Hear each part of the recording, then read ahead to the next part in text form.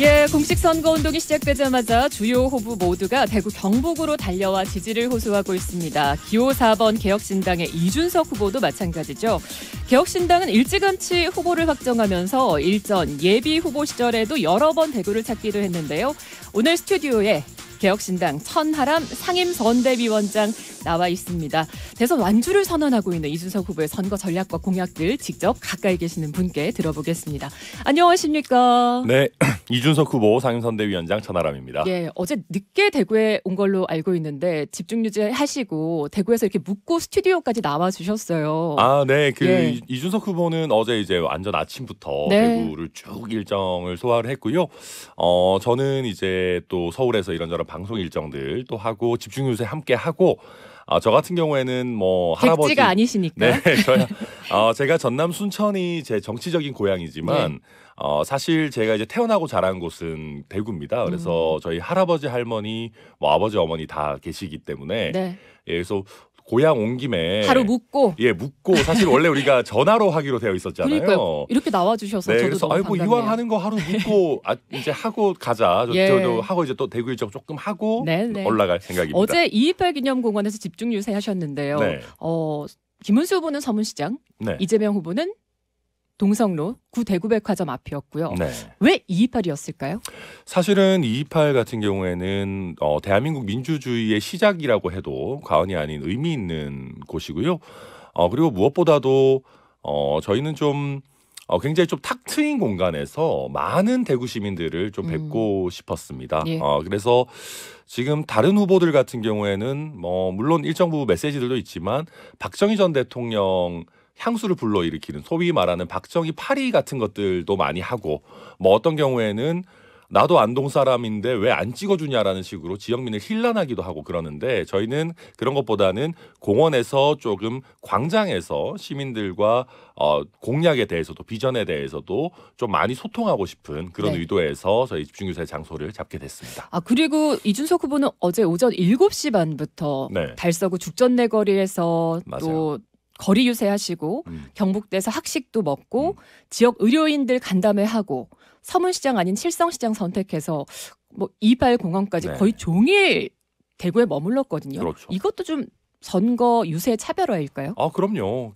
저희가 이제 말씀하셨지만 이준석 후보가 예비 후보 시절부터 대구에 특히 공을 많이 들였습니다. 아마 특히 죽전의 거리 차 많이 막히고 하니까 거기뿐만 아니라 범원의 거리 굉장히 대구의 주요한 길목에 대선 후보가 사실은 그렇게 거리 인사를 하는 경우 그렇게 흔치 않거든요. 그래서 대구 시민들에게 젊은 패기로 열심히 하고 싶다라는 얘기 이준석 후보 많이 했고요. 네.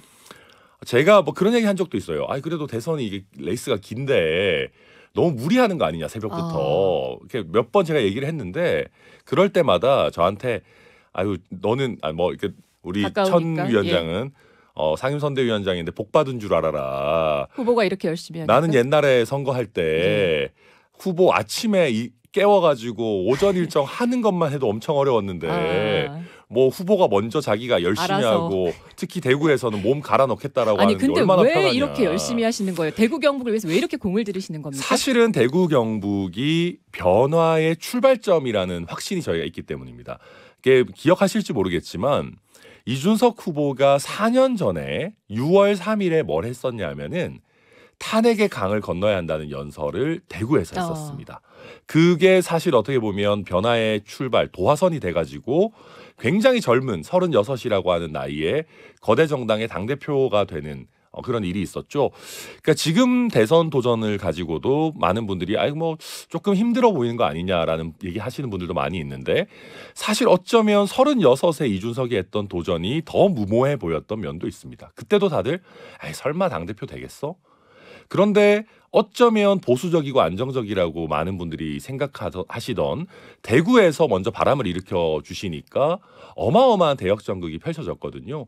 저도 이번에도 특히 대구에서 이재명 후보 당선되면 안 된다고 생각하시는 분들 같은 경우에 지금 약간 무기력한 부분도 있으실 거예요.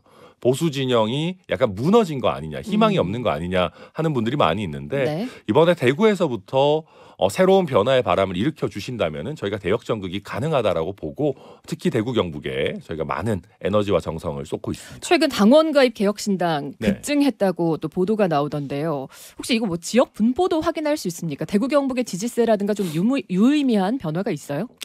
근데 사실은 대구 예. 경북뿐만 아니라 전국적으로 증가하고 있고요. 다만 그렇죠. 재밌는 것은 홍준표 시장님 지지하셨던 분들의 그 유입이 되게 많아요.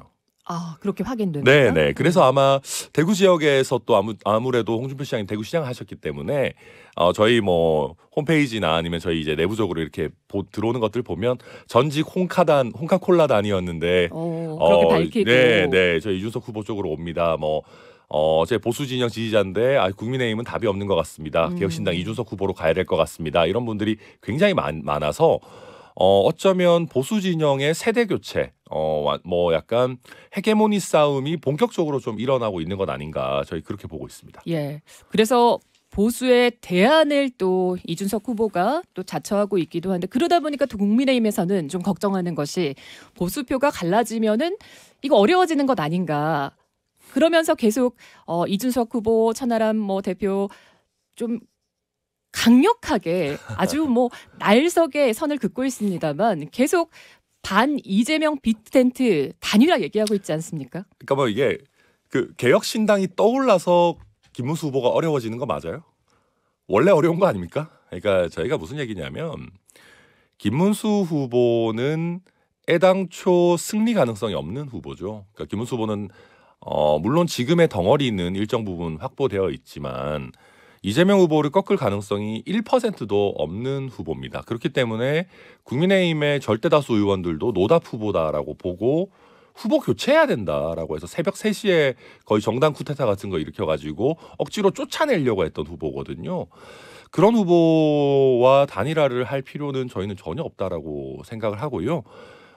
그리고 두 번째로 설령 저희가 이기는 형태, 이준석이 후보가 되는 형태의 단일화가 되더라도 저는 국민의힘과 손잡는 순간 이번에 비상계엄과 탄핵으로 이어지는 그런 윤석열 전 대통령의 부채도 승계하게 되는 문제가 있기 때문에 저희 전혀 고려하지 않고 있습니다. 조금만 더 말씀드리면, 그러니까 김문수 후보 왕년에는 정말 대단했습니다.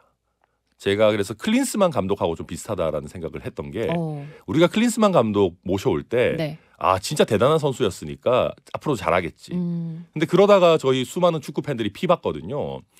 저는 클린스만 감독이 아니라 제가 머리에 떠오르는 국내에 굉장히 젊고 유능한 감독이 계십니다만은 이름을 얘기하면 또 너무 정치색이 되게 되니까 최근에 이겨왔고 이길 수 있는 후보를 뽑아야 된다라고 생각을 합니다.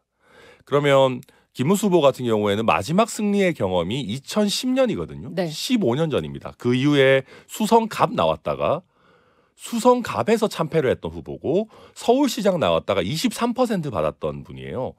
이분은 중도 확장이나 수도권 표심을 받을 수가 없는 분이거든요. 그래서 제가 거듭 말씀드리는 거는 김문수 후보는 애당초 가능성이 없는 후보이고 가능성이 없는 후보 쪽에서 자꾸 저희에게 이러쿵저러쿵 이야기하는 거는 맞지 않다 그렇게 생각합니다. 자, 동탄처럼 대역전극을 바라며 완주하겠다. 단일화는 없다라는 말씀이시고요. 완주를 넘어서 저희는 승리할 생각입니다. 자, 10대 공약도 좀 보겠습니다. 1호 공약은 대통령 권력 줄이고 일 잘하는 정부. 우선순위가 정부 개혁에 있는 걸까요? 좀 10대 공약을 다 살펴볼 수는 없지만 전반적인 지향점이 있다면요. 솔직히 이야기하면 대한민국 경제, 특히 우리 지역 경제 발전을 정치가 발목 잡지 말자라고 하는 게 굉장히 강합니다. 저희가 두 번째 공약이 중국 베트남 공장을 다시 대한민국으로이고 계속해서 저희가 지역에서 법인세를 차등화, 좀 자율적으로 결정할 수 있도록 하고 특히 타국가에서 할 수 있는 것들, 미국이나 중국에서 할 수 있는 것들을 우리가 못하지 않도록 규제 기준 국가제를 설정하고 이런 것들인데 이런 부분들이 지금 대구 경북 같은 경우에는 과거에 구미나 포항에 어떤 화려한 영광이 있었지만 다소 쇠락하고 있는 것들이 현실이거든요. 산업도시들. 그래서 저희가 봤을 때는 각 지역이 각각의 특성에 맞게 규제나 이런 부분 너무 그렇게 걱정하지 않고 또 인센티브 줄 수 있는 부분들을 충분히 자율적으로 줘서 지금 중국이나 베트남 쪽으로 다 가 있는 산업들을 다시 한번 대구 경북으로 돌아올 수 있도록 하는 거에 초점을 맞추고 있고요. 네. 그 과정에서 정치가 너무 권력을 휘두르려고 해요. 규제 하나 풀어주는 것도 계속 기업가들한테 읊조리게 만들고 계속 경제인들이 정치인들에게 의존하게 만드는데 저희는 그러지 말자. 미국이나 중국, 일본에서 할 수 있는 것들은 과감하게 풀어줘서 정치 눈치 보지 않고 우리 지역에 있는 여러 산업들이 더 부흥할 수 있도록 하자. 그런 부분 저희 초점을 많이 맞추고 있습니다. 네, 뭐 지방 분권 또 네. 자치권 이런 데도 또 관심이 있다라는 말씀이시고요. 네. 자, 오늘 법사위에서 조희대 대법원장 비롯해서 이재명 후보 선거법 위반 파기환송에 대한 청문회 대법관들 불출석 사유서 제출했던데 강행됩니까? 여기에 대한 견해는 좀 어떠신지요? 개혁신당은? 강행해서는 안 되고요. 그리고 더불어민주당 같은 경우도 지금 거의 약간 집단 광기 내지는 이재명 후보에게 어떻게든 잘 보이게 하려고 터무니없는 일들을 자꾸 벌이고 있는데 이런 거는 멈춰야 된다라고 생각합니다. 그러니까 이게 저희가 일반 국민들이 대한민국 사법부에 대해서 불만을 가지실 수 있습니다. 그러나 삼권 분립을 이루는 각각의 어떤 구성원들, 입법부가 숫자를 앞세워가지고 사법부를 겁박하고 불러가지고 망신 주겠다 이런 식으로 하면 안 돼요.